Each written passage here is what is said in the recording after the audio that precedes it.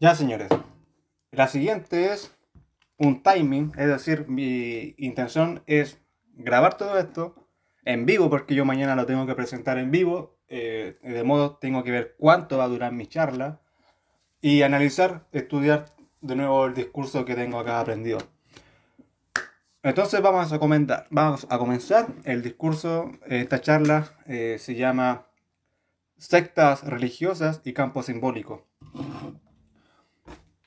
Vamos a abordar el tema de la secta religiosa en este aspecto de manera policíaca. Yo tengo el libro, acá que se me llegó a mis manos, el libro del doctor David Muñoz Condel. Él es un obispo o algo así que se dedica a dar clases de este tipo de temas a las policías de investigaciones de la República de Chile. Bien, entonces comencemos. Comencemos con todo el ánimo, vamos. Ya, estamos acá, tengo acá mi papá. Este es un discurso bastante sólido, ¿bien? No es para todas las personas, es demasiado técnico. Según este libro, voy a citar este documento, este libro, este texto o esta charla es de un carácter altamente técnico, ¿bien? Por lo que es difícil de comprender y además invita a una reflexión y a un debate respecto a lo que presenta este cuaderno. Repito, esto es un cuaderno de criminología de policías de investigaciones. Comencemos entonces. Todas tus ideas de nada servirán, porque solo importa.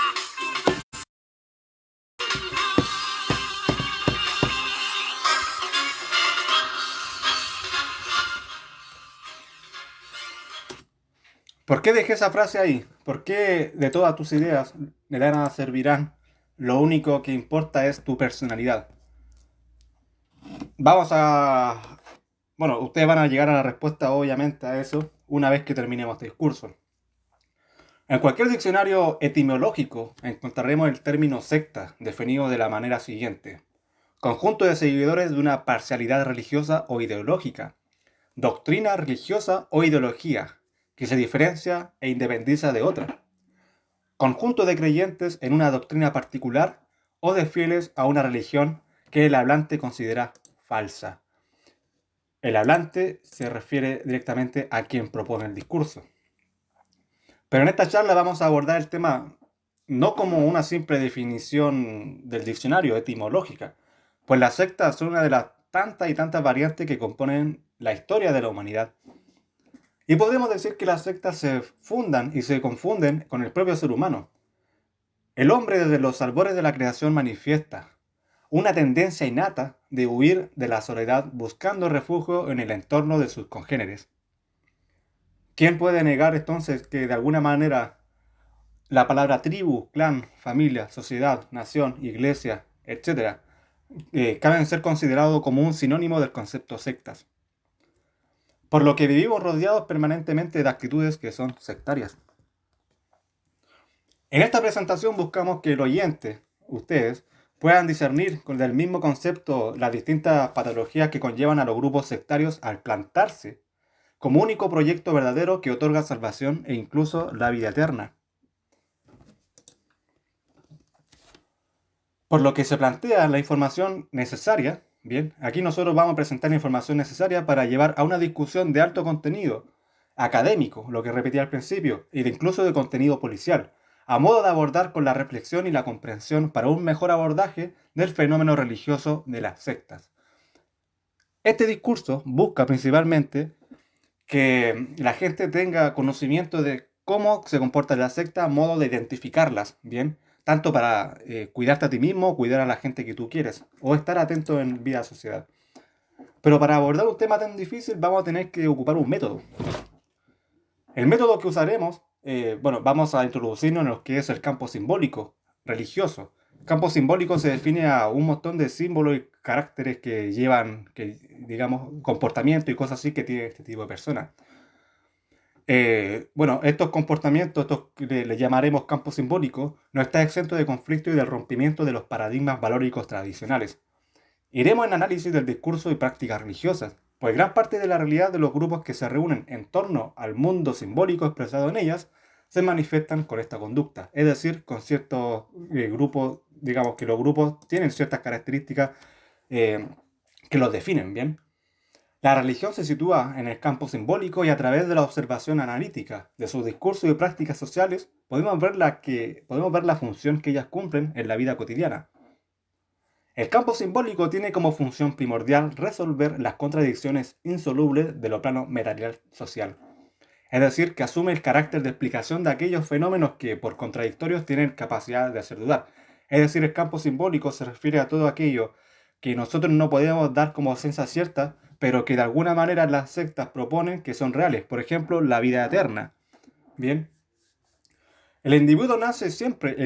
Nosotros como individuos nacemos siempre al interior de un universo simbólico, construido socialmente, por los diversos grupos humanos que en el transcurso del tiempo han vivido una experiencia colectiva. Esto se le llama universo simbólico heredado. Es decir, tú cuando naces, tú estás sujeto a nuevas costumbres, ¿bien? Continuemos. Y que a su vez también actúa e influye sobre los comportamientos de las colectividades humanas, lo que se le conoce también como universo simbólico heredable. ¿Qué quiere decir esto? Que tú una vez que tú naces, tu comportamiento también influye en los demás. Bueno, en relación a nuestro análisis del discurso, implica inicialmente la convicción de que esto no es un pronunciado al vacío, ¿bien?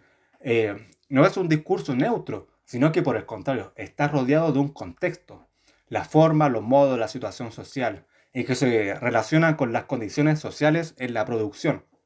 Por lo tanto, debemos recurrir a lo extralingüístico para arribar a una verdadera interpretación del discurso religioso y de cualquier otro tipo de discurso. Es decir, en un discurso religioso que da un líder, tiene un montón de características, tanto simbólicas, ponte tú, levantar la mano, la ropa que va a llevar, la barba por lo general, e incluso los espacios en vacío, los voces altas, por ejemplo, amén, aleluya, y todos levantan las manos. Todo eso se reconoce como universo simbólico.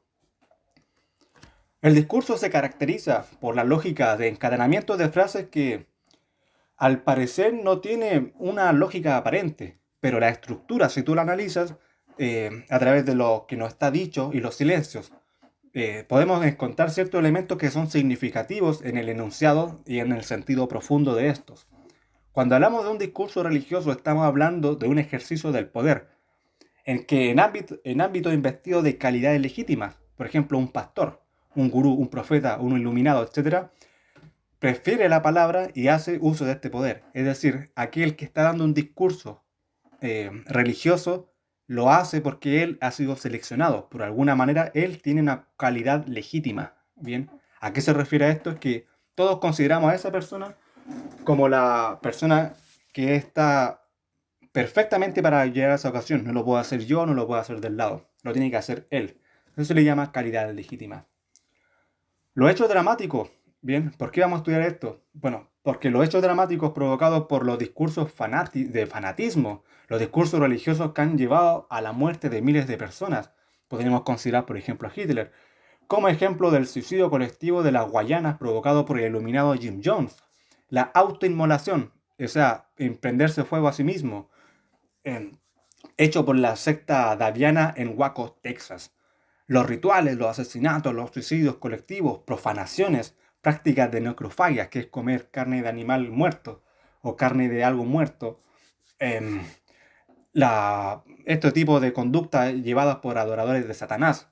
Y urge un análisis serio que permitan comprender para poder prevenir y entender estos tipos de aberrantes conductas humanas y siempre inducidas por un discurso religioso que proclama la legitimidad en el campo de lo no verificable. Es decir, ellos dicen tener la razón y no hay manera de poder, digamos, demostrar que eso es.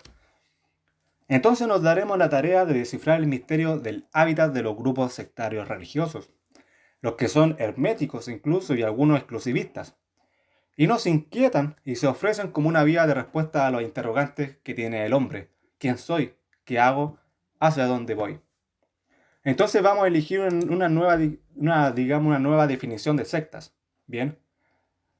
Las sectas religiosas y los nuevos movimientos religiosos aparecen como un rechazo frontal a la sociedad y especialmente a lo que ellos consideran como establecido. solo se pueden afirmar negando lo que es existente. Que es decir, las sectas religiosas, por lo general, están como que se apartan bien de la sociedad. Dicen, no, todo el cristianismo, basura, el catolicismo, basura, esto para allá, basura. Ellos intentan, digamos, sentirse diferentes. Entonces vamos a entrar al primer capítulo. La crisis de legitimidad y la dominación. La legitimidad, entendámoslo como aquel que es el individuo que es correcto estar allí, bien, como el pastor. Él tiene la legitimidad porque él es el pastor. Y la dominación, entendámoslo como un concepto del macho alfa, bien, cómo dominar a la otra persona de manera psicológica. Vamos a ello. Tendremos que reconocer entonces la enorme importancia en América Latina del hecho religioso. Somos uno de los continentes muy, muy religiosos, muy apegados a la religión. Y este es un elemento de coherencia cultural. Constatamos la existencia de una crisis de legitimidad que se manifiesta a nivel de valores y cuestionándolos. Es decir, la Iglesia Católica en Chile, que es la religión más grande que hay en Latinoamérica, se ve hoy día con fallas. ¿Bien? Esta crisis constituye una manifestación cultural. Esta crisis de hegemonía, es decir, la imposición de los modelos a seguir, valóricos, y los aparatos hegemónicos estables, como son la iglesia e instituciones de ese estilo, las instituciones religiosas se pueden transformar como medios eficaces para apoyar la construcción de las legitimidades necesarias para una dominación nueva. Es decir, las iglesias que son moralmente correctas permiten el desarrollo de la sociedad. Si tomamos en cuenta que los valores adquieren el carácter de sociedades cuando constituyen las bases de un consenso, podemos entender que una sociedad en crisis de legitimidad o de hegemonía debe proponer entonces unos nuevos modelos valóricos buscando los medios para crear el consentimiento de los dominados potenciales. Es decir, cuando vemos que está todo fallando, bien, nosotros entonces vamos a reunirnos en grupo, vamos a escoger cuáles van a ser nuestros nuevos valores, morales, y además vamos a escoger quién va a ser el líder. Un tipo de dominación. Bueno, para instalar la dominación se necesita encontrar primero un auditorio que esté cautivo a los mandatos específicos de aquellos que buscan imponer. No habrá relación de autoridad si no existe en los dominados la voluntad de obediencia. Bien, nos encontramos entonces frente a la obediencia de la dominación, por lo que perfectamente puede ser una especie de sumisión exterior de los dominados. Explicable por razones diversas como el respeto o el oportunismo.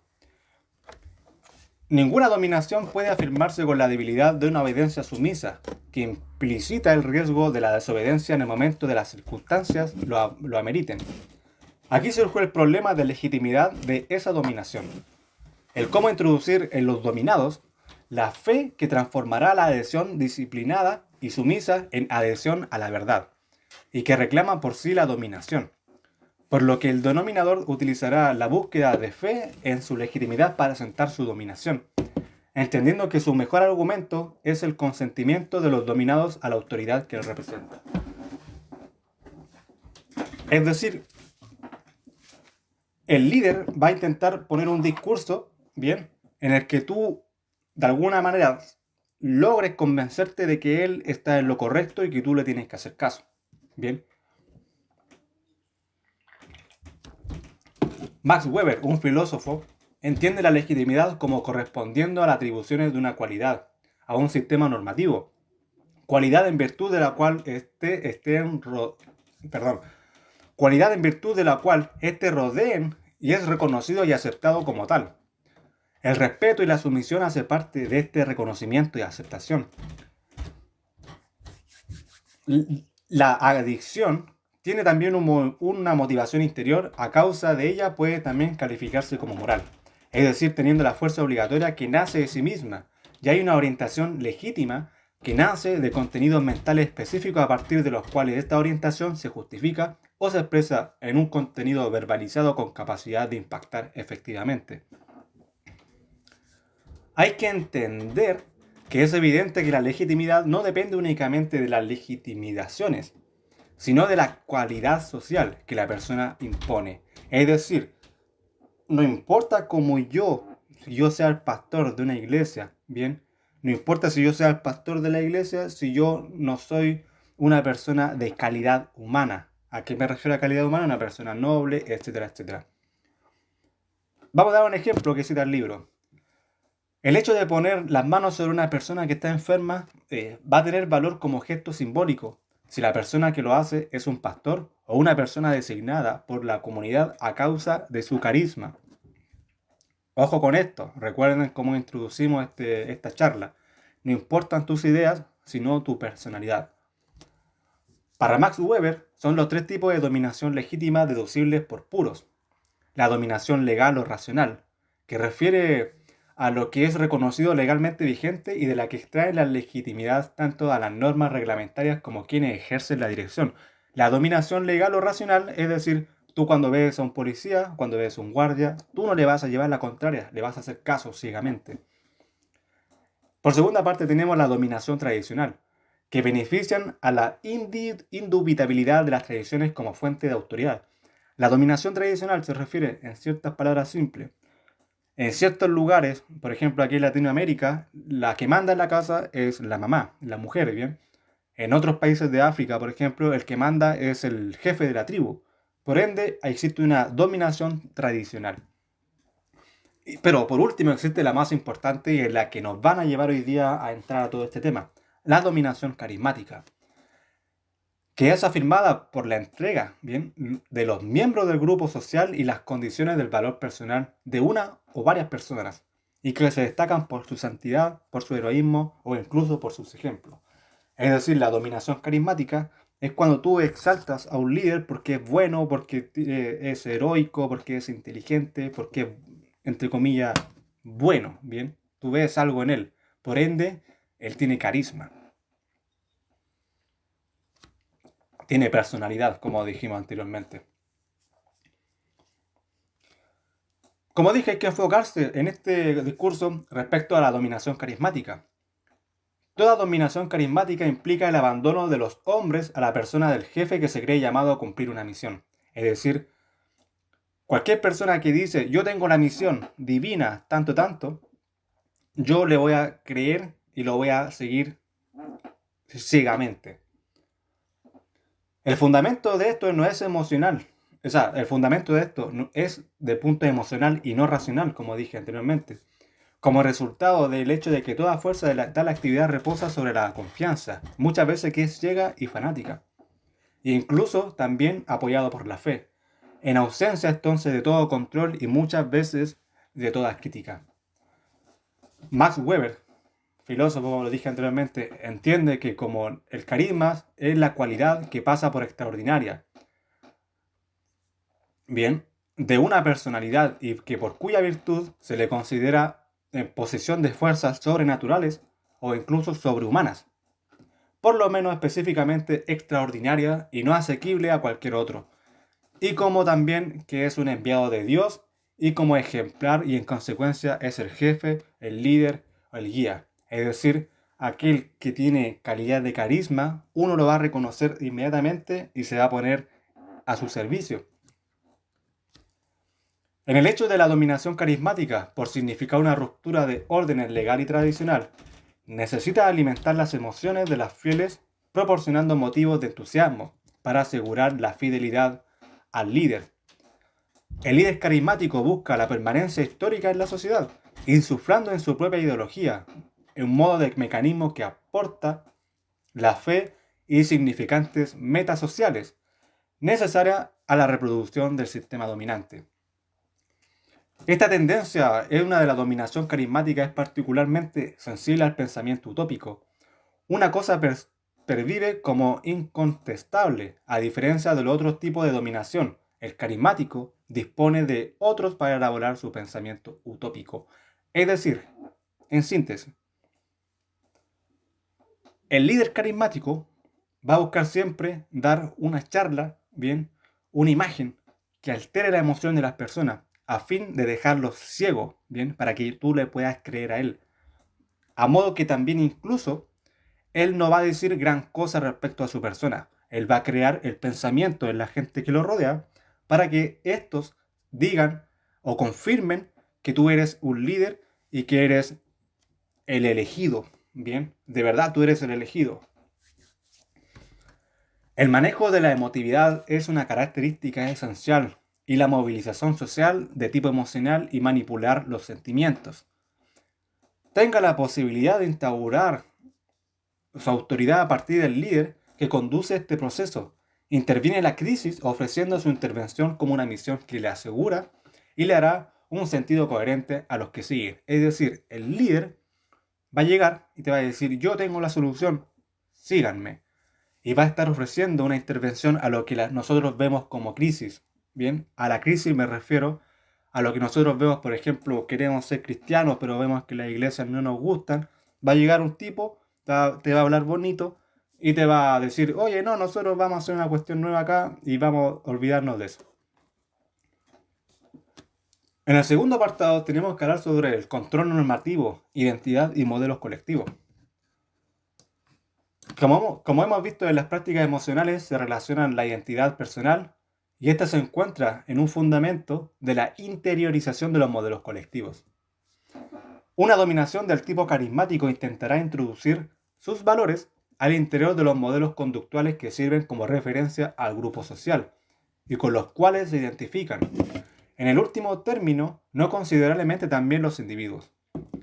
Lograr la internalización por los dominados de los nuevos valores propuestos como modelo por el dominador, busca afirmar su autoridad en consensos del legitimante y va a permitir que esta manipulación de un argumento importante para institucionalizar los nuevos esquemas culturales, el mecanismo de la culpabilidad. Es decir, el líder va a estar metiendo su idea en el grupo, ¿bien? Y cuando el grupo acepte esta idea, va a crear el mecanismo de la culpabilidad. Nuestra percepción de la identidad personal se considera como constituida a partir de un régimen de intercambio de cuyas normas son factores creadores de un campo de posibilidades y no solamente limitante de la creatividad. El individuo no existe como tal, sino al interior de intercambio. A través de su identidad se liga a su capacidad para situarse al interior de este cuadro. Y es a partir de estas condiciones en que la persona puede construir una imagen de sí misma, una especie de autoimagen valorada. Entonces, a partir de esta concepción de identidad personal basada en la interiorización de los modelos colectivos, que puede comprenderse la culpabilidad. La culpabilidad surge como medio de control conductual. Cuando el individuo cuando el individuo se percibe que su comportamiento no corresponde a la imagen de sí mismo y que él ha interiorizado y valorado. Es decir, el mecanismo de la culpa busca que el individuo empiece a pensar en los demás y cómo en los demás influye su comportamiento. Si yo no sigo las reglas, pues entonces voy a empezar a sentir culpa porque de cierto modo mi imagen está siendo menospreciada. Yo siento que mi imagen vale menos en este grupo. Considerando la culpabilidad de esta manera, nosotros lo vamos a definir en su sentido corriente, como es la categoría de percepción. La culpabilidad supone la individualización de la responsabilidad y llega por esta vía, por ser una modalidad de institucionalización de esquemas culturales. Este tipo de concepción de la culpabilidad implica considerarla como control normativo, dado que ella, y en toda su eficacia, es la interiorización de la norma social. La culpabilidad aparece como un sentimiento de falla individual en relación a la norma de un grupo, aun cuando el hecho no sea percibido conscientemente. Y en este momento, cuando la culpabilidad cumple de manera latente una función de reintegración cultural, construyendo un mecanismo que asegura la institucionalización, es decir, la generalización de los modelos del comportamiento a nivel del miembro medio del grupo y la permanencia en el tiempo de estos comportamientos.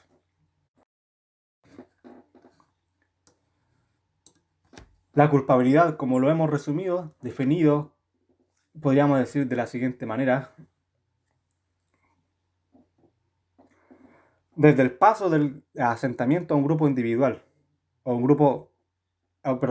desde el paso desde un asentamiento grupal e individual a una dominación tipo que implica otros mecanismos, hasta un consentimiento activo de los dominados que suponen la interiorización de los modelos colectivos, propuesto por el denominador. Dominador. Dale con denominador, weón.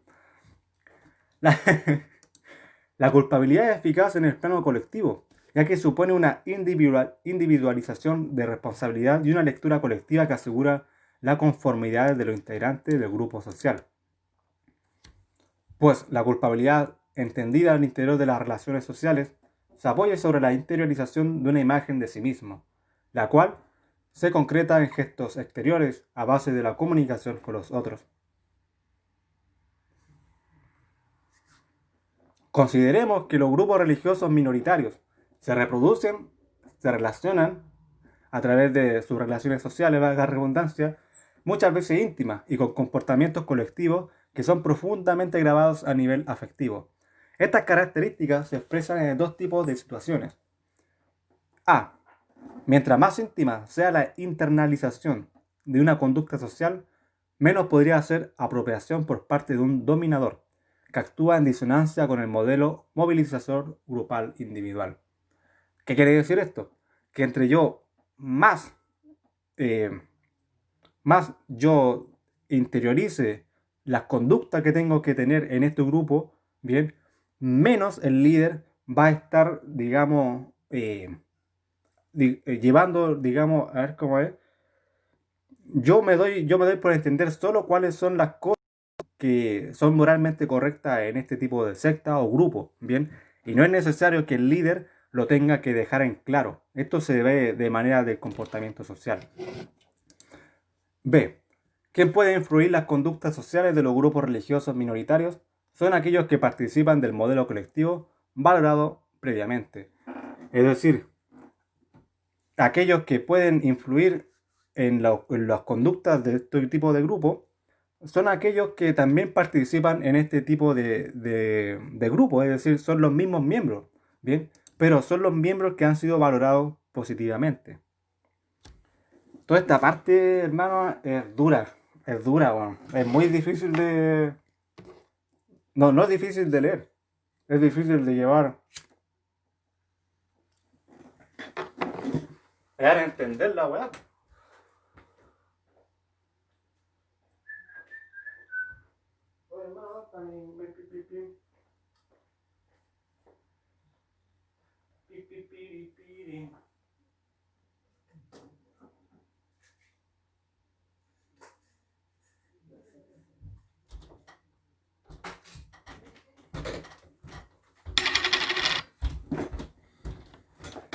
Entonces yo creo que voy a tener que cortar algunas partes y tratar de simplificar todo un poco más. Porque yo lo entiendo, pero yo lo leí, esta es la cuarta vez que lo leo. O sea, es que no quinta, weón. Pero pongamos esto en claro.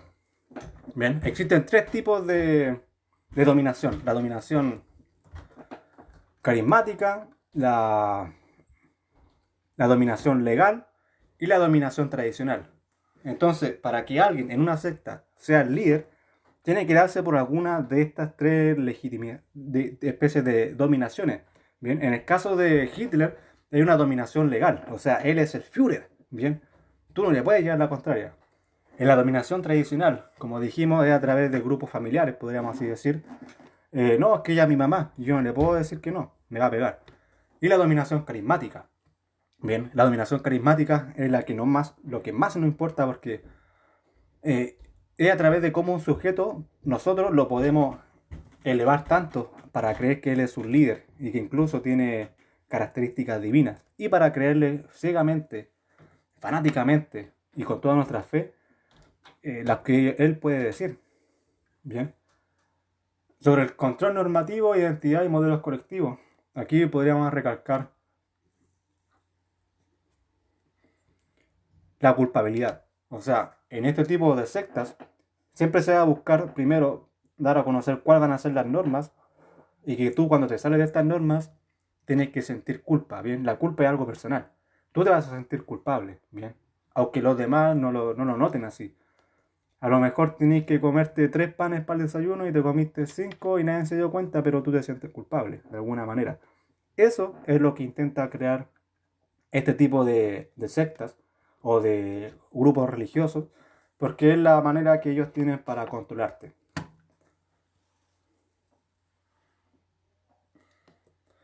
Y aquí se pone un poco más suave. Aquí lo pesado era explicar estas dos cosas, bueno. Tres cosas prácticamente. Y aquí viene lo interesante, señores. Vamos a hablar ahora a continuación del lenguaje apocalíptico. El surgimiento de los movimientos religiosos de tipo sectario en las sociedades del continente latinoamericano es dado por la crisis de secularización, es decir, la pérdida de los valores morales de los movimientos eclesiásticos y por una percepción catastrófica del mundo, que tiene directa percepción con el mundo contemporáneo. El discurso apocalíptico, como género literario, se conforma por las características de la manifestación de Dios, sus promesas, su pacto, su poder, su designio, y siendo un género literario difícil de interpretar. Como mensajes que se dan al hombre de la antigüedad, podemos entonces definir estas tres tipos de palabras.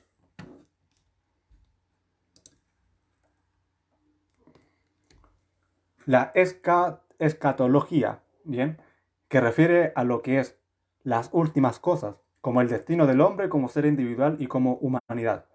¿Bien? ¿A qué me refiero a últimas cosas? Ustedes entenderán, la iglesia de los últimos días, el libro sagrado de los últimos días, por ejemplo.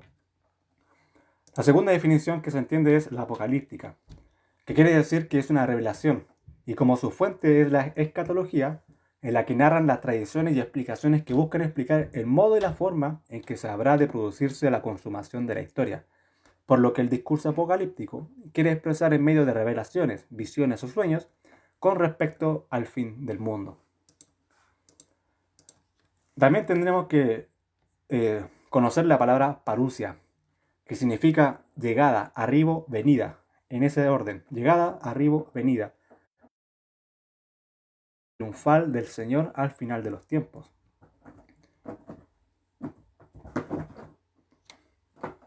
El género literario apocalíptico puede también reseñarse como un dualismo entre eón presente y el eón futuro.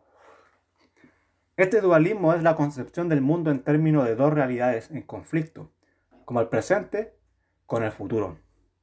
Por lo que el presente se opone al futuro. Y también notar que existe una especie de dualismo entre alma y cuerpo, el cielo y la tierra. Y ambas realidades, alma y cuerpo, alma y cielo, se oponen en este conflicto de tensión a su oponente cuerpo y tierra respectivamente. La expansión cosmológica se refiere al cosmos, y es decir, que hay un orden creado y el mundo en que existimos. El dualismo cósmico entonces busca la tensión, la lucha entre el presente y el futuro. El eón, defínase eón como tiempo o época. El eón presente se entiende en la literatura apocalíptica que está bajo el dominio del mal, y se espera que, por consiguiente, el advenimiento del eón futuro, o sea, los tiempos venideros, que han de significar el fin del tiempo presente, su destrucción total y su reemplazo por una nueva era de paz y de justicia bajo la soberanía de Dios.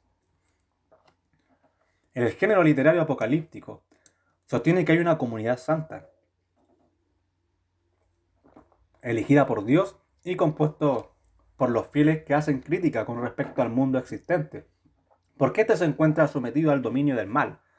Y esta comunidad proyecta todas las esperanzas, su acción y su testimonio en el acontecimiento final que pondrá fin a este tiempo.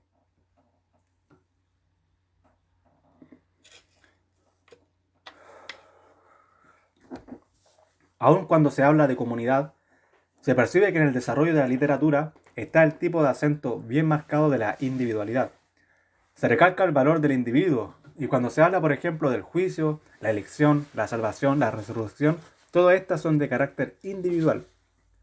También utiliza el lenguaje simbólico, imágenes, metáforas, para descubrir los acontecimientos de venir. Se describe en el conflicto de poderes una lucha entre potencias celestiales y terrenales. Y en esta confrontación se describe, en esta especie de textos, el triunfo final y definitivo de Dios, donde la historia ha de terminar con el juicio divino para que todos los hombres, con la salvación para uno y la condenación para otros. Por lo que después de esto vendrá la resurrección a una nueva vida que no perecerá jamás, según lo que han sido los elegidos. Por lo que podemos concluir es que la literatura apocalíptica transmite un mensaje en clave, por intermedio de signos, símbolos, alegorías y parábolas. Por lo tanto, se hace difícil encontrar una unidad y secuencia o continuidad lógica en la presentación de esta especie de ideas. Entonces, ya analizando el lenguaje apocalíptico, vamos a entender entonces qué es una secta.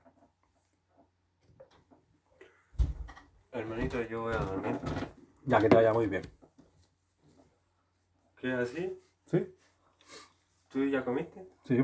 El concepto de secta es un contexto católico. En el contexto católico adquirió aspectos teológicos, bíblicos y eclesiológicos. En la antigüedad se usaba para asignar a los movimientos religiosos cristianos disidentes que se disputaban el terreno social y geográfico a la religión presentada en aquella época. Así el concepto secta evolucionó y se acogió a aquellos grupos que son herejes y protestantes, e incluso se extendió teológicamente como disidente a la ortodoxia de la Iglesia Madre. En el concepto sociológico, la Iglesia se ve como una institución salvífica y por su parte la secta como un grupo contractual. También se define el concepto secta como la respuesta al deseo de estructuración del orden social y que no ha sido capaz de satisfacer los anhelos mundanos del orden moral, económico, intelectual, más que una actitud contractual hacia la Iglesia. Es decir, la secta estaría más en oposición que a la institucionalidad eclesial. El término secta es anterior al cristianismo y fue utilizado en la literatura romana, paleocristiana, para referirse también a un partido político o incluso a una escuela filosófica. Las sectas son grupos religiosos generalmente pequeños, llenos de entusiasmo, integrados por hombres y mujeres asociados voluntariamente, entre comillas, trazan una convención y creen que detentan la verdad y salvación. Excluye radicalmente a los demás, se colocan contra la iglesia y contra el mundo y obedecen ciegamente a sus fundadores. La característica central de todo grupo sectario es sentirse poseedor de la verdad, a fin de dar a conocer a las interrogantes existentes, preguntas como ¿quién soy? ¿A dónde voy? ¿Qué hago? Tópicos que tienen como fundamental razón proyectarse como persona aún más allá. Obviamente las sectas rechazan de manera tajante el concepto de la concepción de salvación y los medios para alcanzarla, que proponen las religiones. Por lo tanto, la opción que ofrecen los grupos sectarios es considerado como el único y especial, manejando monolíticamente por cada uno de ellos, y para acceder a dicha oferta es necesario el abandono de otra oferta de salvación tipo tradicional. Las sectas buscan introducir a los individuos en el camino de la salvación, y cuyo único acceso se encuentra bajo el control exclusivo y excluyente de una secta. Entonces, como lo que hemos aprendido, vamos a crear una nueva definición a la secta. Se define como secta, como una agrupación hermética y minoritaria que es excluyente y de reestructuración voluntaria en su origen, promociona una misión especial, de la cual es propietaria exclusiva, así como los de los medios para cumplirla, implicando una protesta social contra la sociedad circundante. Su nucleamiento doctrinal es mediado por la conducción mediata o inmediata de un líder carismático que representa a la divinidad o que afirma serla, y en ella los fieles solo pueden aportar obediencia e incondicionalidad. La duda o la crítica son pecados duramente castigados al interior del grupo y cuyas consecuencias pueden llegar hasta la expulsión del fiel que las practique y hasta la represión exterior del grupo del sancionado.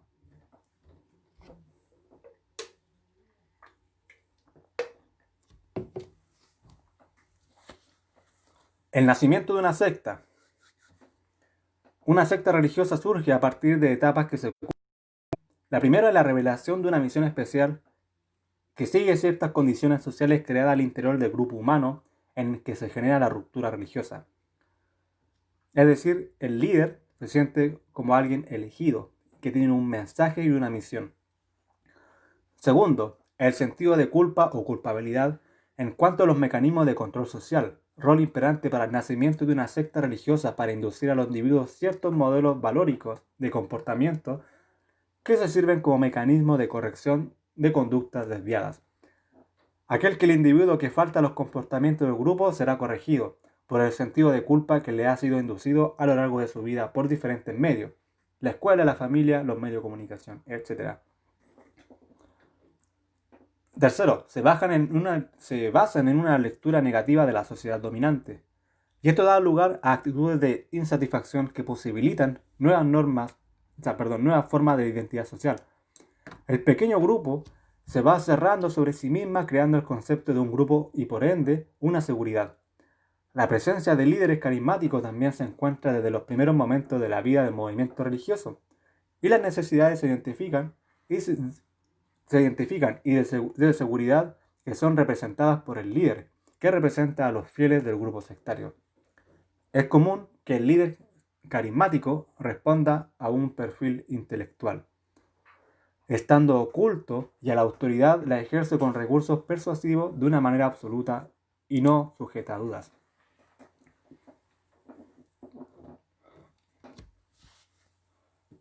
Las características que tiene una secta son 13 características. 1. La adhesión a la secta es voluntaria. Esto se produce con la conversión para lograr la salvación. 2. Son elitistas y exclusivos, es decir, que se definen como poseedores exclusivos de la verdad y de los mejores medios para alcanzarla. Tercero, tiene una rigidez escética. Ser un fiel sectario invoca una serie de exigencias que los fieles deben cumplir para obtener la certificación de su cualidad ética. Cuarto, identidad grupal radicalizada.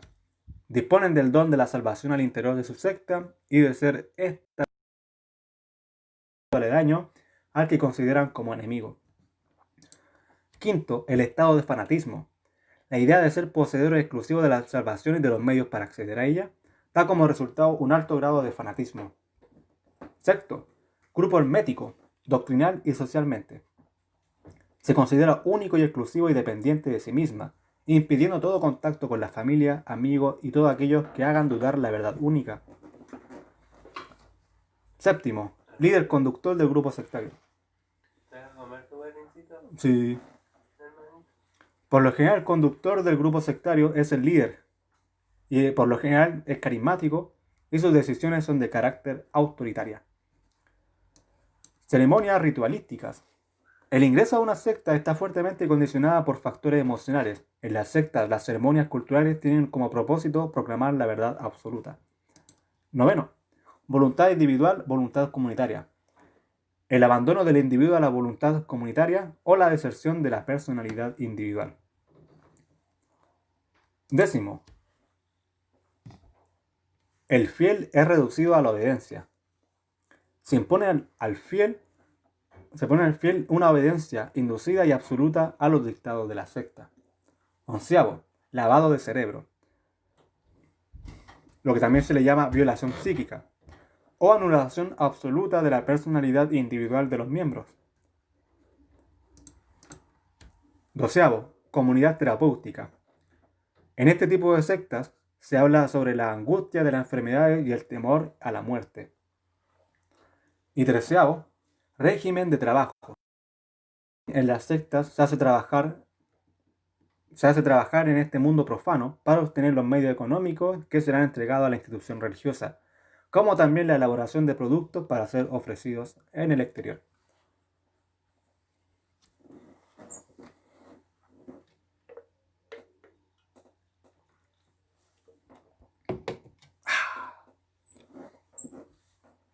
Vamos ahora entonces a hablar sobre la estructura de las sectas. Podemos ver que hay varios tipos de estructura. Bien, depende de la perspectiva. Primero vamos a hablar respondiendo a las perspectivas de las prácticas de rituales. Están las sectas rito-perspectivas, las que difunden una participación activa de los fieles en las diversas ceremonias. Las rito-contemplativas, que son las ceremonias que son dirigidos por los expertos o por elegidos, y los fieles colaboran en una presencia pasiva y sometida a los postulados del grupo. También están las sectas rito-herméticas, y las prácticas de rituales estas son secretas y no públicas para los que no son miembros de la secta. Rito selectiva. Los rituales se basan de acuerdo a categorización de niveles interiores del grupo. La otra perspectiva son las prácticas sexuales. Bien, existen las sectas fálicas, las que adoran el órgano masculino y es el símbolo y objeto de adoración. Existen las falosimbólicas, que adoran el miembro masculino, pero no implica una promoción de prácticas promiscuas entre los fieles. Las sectas vaginofálicas permiten la satisfacción de ansiedades sexuales de los fieles hombres del grupo sectario. También permiten la prostitución con individuos externos a la comunidad con el fin de obtener dinero para la reproducción institucional. Sectas permisivas. Son aquellas sectas que, de carácter espirituales, la tendencia del grupo es dejar ser, hacer lo que quieras. También tenemos las sectas restrictivas o moralizantes. Estos tipos de grupos imputan al sexo como un pecado. La relación de pareja no solo se permite por su líder.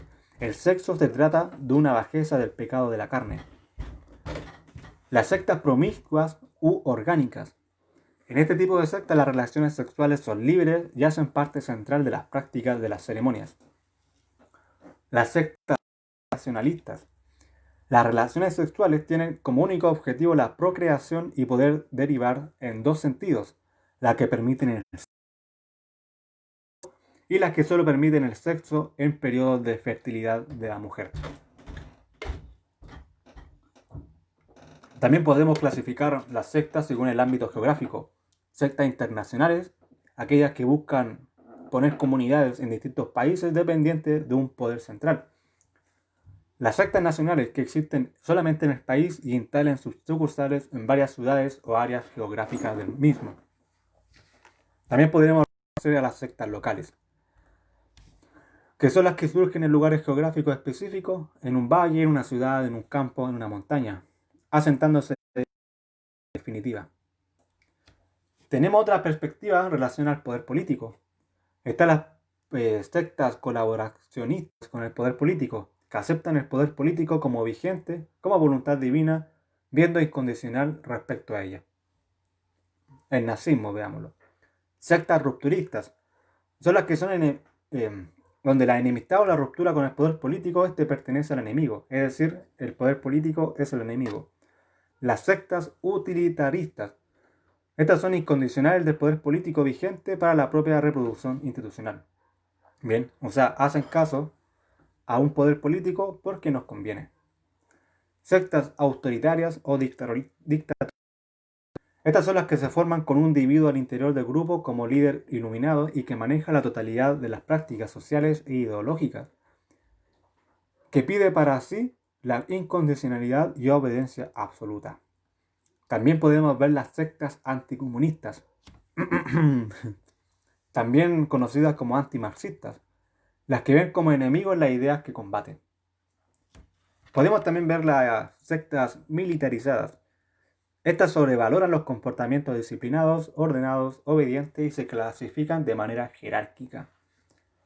Las sectas mesiánicas, las que el Mesías es la encarnación de la verdad de Dios.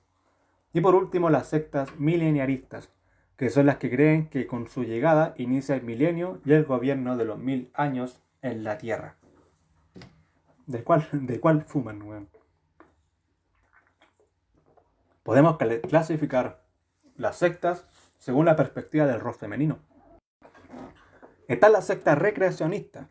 En esta secta la mujer tiene la función de disponibilidad de procrear. La mujer está sometida a los labores secundarios. Sectas prostituyentes.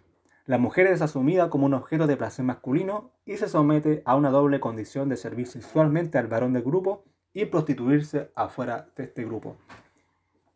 Las sectas sacerdotizantes.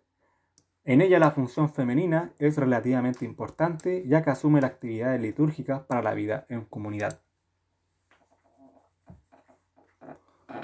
También podemos ver la perspectiva de divinidad tipo. Sectas deocreacionistas. En ellas hay una divinidad al origen de la existencia del grupo, Dios, y que ama a su elegido invitando a prácticas como positivas y confirmadoras de la participación sobrenatural. Las sectas satánicas, que son grupos anarco-religiosos, en torno a una adoración sistemática del mal representado en el demonio, entre comillas, Satanás. También están las sectas bálticas o animalistas. En ellas, la mantención de animales como objeto de adoración ceremonial. Las sectas aparicionistas, aquellas que se forman en torno a supuestas revelaciones o apariciones de algún tipo de divinidad, cosa que ocurre mucho en México. Están las sectas animistas, en las que las almas se comunican con el grupo, como ánimas muertas de acontecimientos trágicos y muy comunes en sectores populares. Como acá en Chile está en el norte. Como la tirana, ahí está, la tirana. Bien, murió de manera trágica y se supone que desapareció. Una secta animista. También podemos diferenciar la secta por la especialización social. Bien, existen las políticas, existen las sectas de élite política, económica y sociales. Entre comillas, los masones. Sectas populistas segmentadas en sectores medios bajos. El cristianismo, el catolicismo es de gente con más dinero. El cristianismo y todo eso que pueden por ahí nacer. También están las sectas de juveniles o estudiantiles. Podemos también diferenciar las sectas según la perspectiva de las funciones promovidas. Hay sectas que se llaman salvacionistas, sectas sanacionistas, sectas contemplativas, sectas oracionalistas, sectas testimoniales y secta del secreto ritual. También podemos ver la perspectiva en relación con el medio social. Existen las sectas herméticas o exclusivas, aquellas que se cierran entre sí y no dejan que los demás puedan entrar. Las sectas disimuladas, sectas públicas, sectas privadas, sectas de ruptura. De ruptura se refieren a aquellas sectas que encuentran que el mundo exterior está mal. Las sectas agresivas, como el satanismo, sectas mediadoras, sectas con proyecto social, de aquellas sectas que buscan lograr un cambio en la sociedad. Sectas de la negación absoluta. Esta es la que creen que todo está mal y hay que cambiarlo todo. También se pueden definir según la perspectiva escatológica. Están las sectas minialistas, ¿ya? Las que son, ojalá entre menos, así especie minimalista. Las sectas resurreccionistas, que creen en la resurrección. Las sectas trascendencialistas, aquellos que creen que después de la muerte viene una vida nueva. Las inmanentistas, las sectas instruccionistas, aquellas que solamente vienen acá y dan instrucciones a las personas, así como Jesús cuando vino, los 10 mandamientos, instrucciones. La secta del nuevo reino y la secta de reencarnacionistas, aquellos que dicen el líder ser la reencarnación divina de alguien. Por ejemplo, véanse ustedes Mahoma, ¿bien? También podemos ver según las sectas los medios de difusión que tienen. Están las sectas electrónicas, las sectas tradicionales o visitadoras, por ejemplo los mormones, la secta de discurso oral, los evangélicos que van a las calles a orar fuerte para dar el discurso, la secta de texto escrito, aquellos que se basan solamente en escribir, ustedes entenderán como el famoso atalaya, la secta del silencio, bien, aquellas sectas que son más pasivas. También lo podemos definir según el medio de acción. Están las sectas provocantes, que siempre están buscando un conflicto. Las sectas pacíficas, las sectas no violentas, sectas finalistas, aquellos que creen en el final del tiempo, y las sectas profetizantes, aquellas que ven o describen como parte de un profeta. También podemos ver las sectas según el medio ambiente que los rodea. Están las sectas ecologistas, sectas naturistas, sectas urbanas, sectas espirituales y sectas dualistas o radicales. También podemos ver según la perspectiva de la mentalidad religiosa ideológica. Las sectas que son conservadoras, los masones, ponte tú, sectas autoritarias, ustedes verán, sectas militarizadas, Hitler, sectas apocalípticas, sectas capitalistas, ahí están los grupos Bilderberg, sectas socializantes o de ruptura. Estas son que están buscando un rol de ruptura con la sociedad. Una vez terminado con esto, entonces vamos a dar un análisis a las sectas. Según el impacto social del mensaje sectario. La franja de edad para unirse a una secta está entre los 15 a 30 años con un nivel de educación media o primeros años de universidad. Pero también existen ciertos grupos de sectas que buscan que sus miembros tengan una especialización, que tengan una educación terminada universitaria. También existen las sectas que buscan considerarse como medios sociales o medios altos, es decir, sectas de gente con dinero. Por ejemplo, el cristianismo. Como también existen las sectas populares. En ellas, las mujeres, por lo general, presentan un conflicto de relacionales o de relación con los demás e incluso de autovalorización. En relación a las nuevas sectas se confirma la menor cantidad de adultos. En las nuevas sectas se confirma que buscan la menor cantidad de adultos, o sea, todos jóvenes. Y en las sectas más antiguas buscan tener miembros adultos. Entonces podemos ver cuáles son los argumentos para adherirse a una secta. Uno de los argumentos podríamos que... los argumentos para unirse a una secta podríamos ver los tipos políticos sociales, como la crisis global, una crisis económica generalizada, la inseguridad y ruptura de los modelos valóricos tradicionales, el buscar la vida social y las aspiraciones juveniles.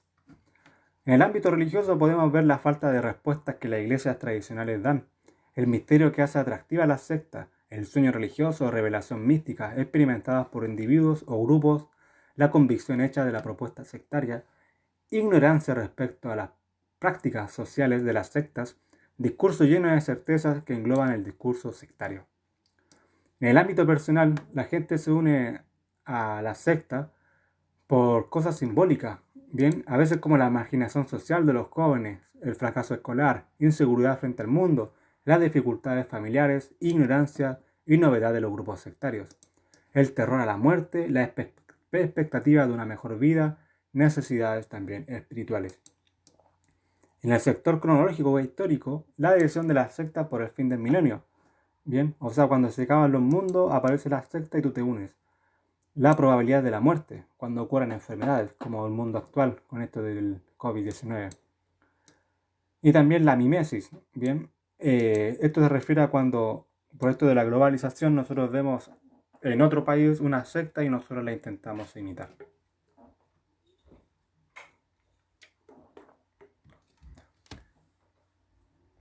El análisis de los criterios hostiles a la secta hallamos varios motivos por los que las sectas son mal miradas por la sociedad. En el ámbito religioso podemos encontrar la crisis de institucionalidad religiosa, la incapacidad de ordenar a nuevos fieles, ya que estos se van a las sectas, y como el temor a la competencia, el fracaso misional o agotamiento del mensaje por falta de oratoria, la envidia o incluso por el hecho de que las sectas son atípicas e inquietantes. Si lo miramos desde el sector político, las sectas son rechazadas por el poco control que se pueden ejercer sobre ellas, la perturbación del orden tradicional público, el riesgo aparente de enfrentamiento, poca posibilidad de manipulaciones del exterior y las conductas que pueden ser autodestructivas junto con las violaciones graves a la libertad. Mirando las razones sociales podemos observar abusos producidos en las sectas, la inducción al abandono de la familia, la alteración de las normas sociales, que hacen una convivencia normal y final en la práctica de algunos grupos sectarios de prácticas inmorales como la prostitución, perversión de menores, asesinatos y suicidios. En el sector jurídico podemos rechazar las sectas porque vemos que atentan a la moral, alteración al orden público, vulneración de las buenas costumbres, legalidad de origen y de propósito de las sectas. Finalmente tenemos otras razones porque, como la ignorancia sobre qué son las sectas, la pluralidad religiosa que rompen con el esquema tradicional.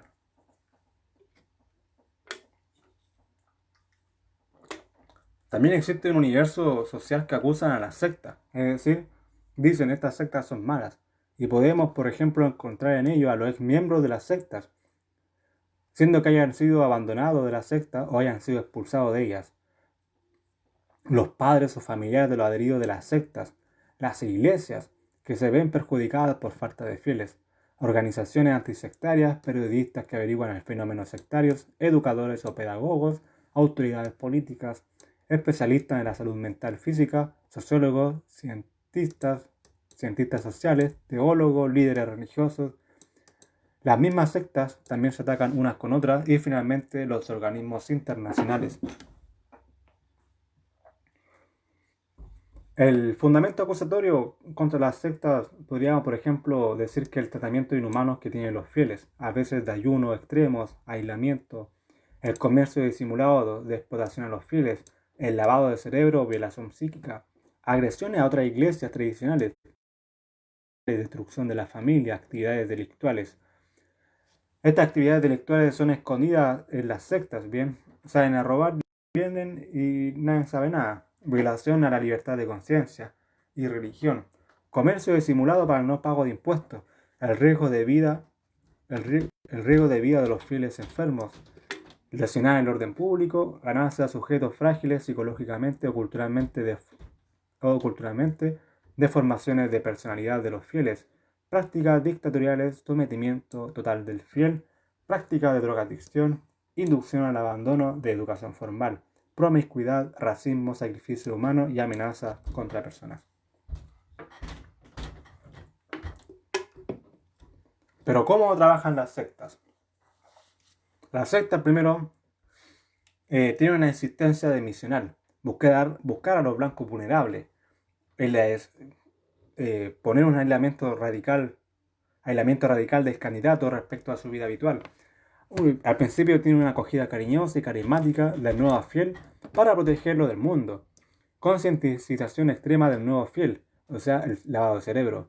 Inducción de los nuevos valores para obtener el control psíquico. Oferta de soluciones inmediatas a los problemas insolubles del candidato. Ofrecer un cuadro de respuesta para todo.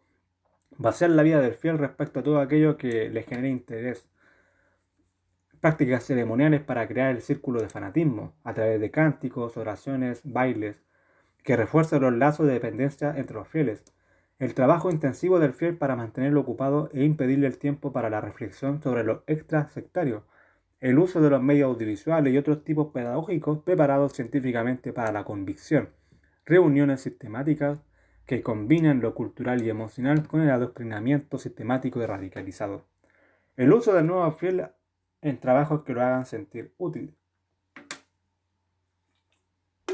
Pero también existe un argumento defensivo a las sectas. Bien.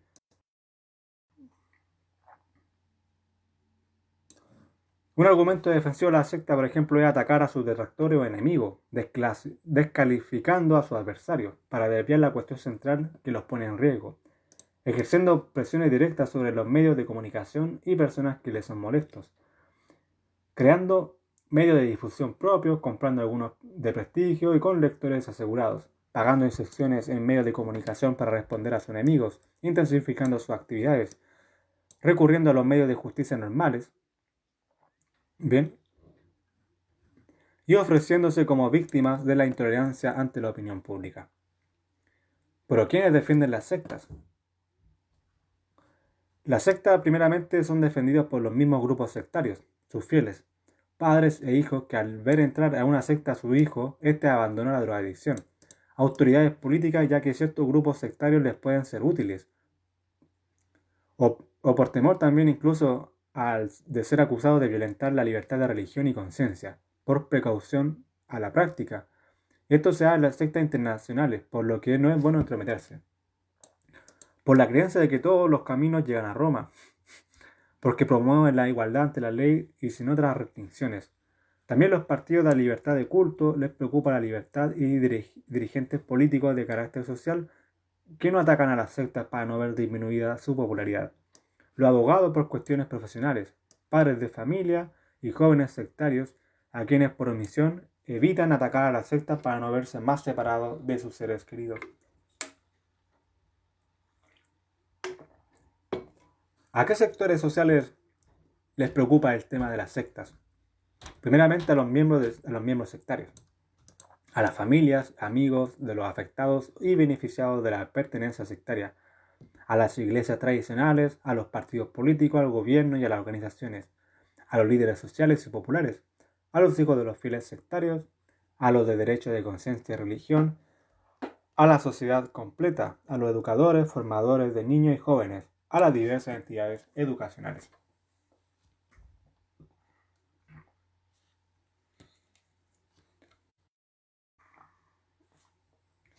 La propuesta que ofrece este libro para asumir el desafío sectario a nivel de autoridad religiosa tradicional, la creación de grupos especializados en el conocimiento de la secta para responder las inquietudes de los fieles propios, analizar científicamente y autocríticamente el porqué de la proliferación de las sectas y el porqué de la atracción de ejercida sobre grupos específicos, la creación de un secretario para las sectas, generar producción informativa especializada y pedagógica. A nivel de autoridades civiles, crear organismos sería para poder enfrentar las sectas, crear organismos especializados en cuestiones religiosas y elaborar material informativo. Aplicar las leyes existentes. Otorgar también un cuadro jurídico legal y claro ante los entes religiosos. Evitar la arbitrariedad en el tratamiento de las sectas, otorgando una seriedad al perfil legal de las empresas y con prohibiciones claras respecto a las prácticas sectarias. También podríamos velar por el cumplimiento cabal respecto a los derechos fundamentales según las sectas religiosas se trata. Derecho a la libertad, libre creencia, libre movilización, que muchas veces se ven afectadas en una secta. Garantizar que las prácticas sectarias no vulneren a la dignidad de las personas que hacen parte de las feligresias correspondientes. También podríamos crear un ministerio o subsecretaría del culto para poder controlar las iglesias, o mejor dicho, poder controlar las sectas. A nivel de organización especializada, podríamos ver que le podría interesar a los investigadores para actualizar permanentemente la información sobre los grupos sectarios. Informar e informar a la opinión pública, acoger e informar a los interesados e involucrados en el tema, preparar material educativo sobre el tema y difundirlo adecuadamente, provocar encuentros públicos con diferentes grupos sectarios para elevar la información en la sociedad general y en los grupos y en los sectores tocados directamente por el caso de las sectas. Ya, hasta acá, yo no sé cuánto tengo, weón. Ya.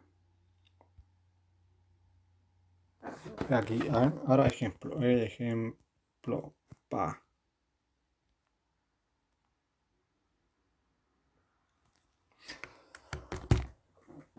Si empezó a las 8 y son las 9, chucha, es larguísimo, pues, weón.